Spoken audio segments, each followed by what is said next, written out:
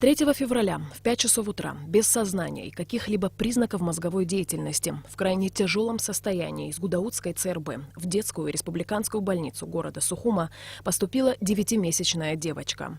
Погиб ребенок 5 февраля. Так называемый свиной грипп у ребенка обнаружен не был. По словам врачей, несвоевременное обращение в стационар привело к острой почечной недостаточности, что и стало причиной смерти младенца. Нам было сообщение из Гудаута, что тяжелый ребенок туда к ним поступил в судорогах, в общем, без сознания. И вот ребенка там первую помощь оказали, но перевели на скорой помощи к нам. Ребенок 7 дней дома болел, были проявления какой-то там кашель был, там рвота была, неустойчивый стол был. За эти 7 дней ребенок не получал лечения. То есть за 7 дней была температура, да, позднее обращение, то есть практически не обращался к врачам и не получал лечения. И вот мы сутки боролись за жизнь, но это очень грозное осложнение, это отек мозга, это отек лёда и острая почечная недостаточность. На сегодняшний день на территории нашей страны среди детей зафиксировано 16 случаев лабораторно подтвержденных вирусов гриппа штамма H1N1.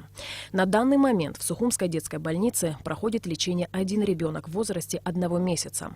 По словам врачей, угрозы его жизни нет. Малыш идет на поправку и готовится к выписке.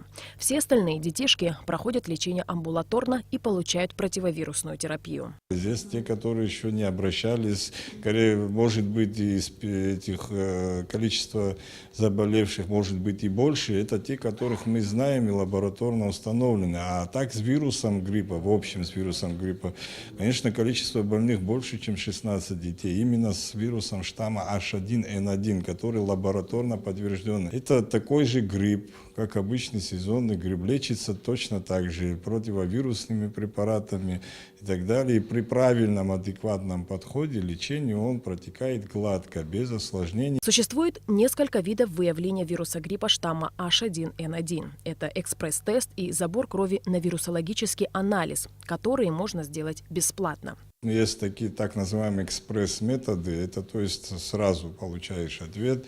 Есть наличие вируса гриппа, а чтобы установить именно это H1N1, это нужно делать вирусологический анализ, который до недавнего времени здесь в Абхазии не делался. Сейчас в республиканской СЭС, то есть санэпидемстанции при БАК-лаборатории, есть такая возможность сделать бесплатный вирусологический анализ на установление именно какого штамма гриппа идет речь.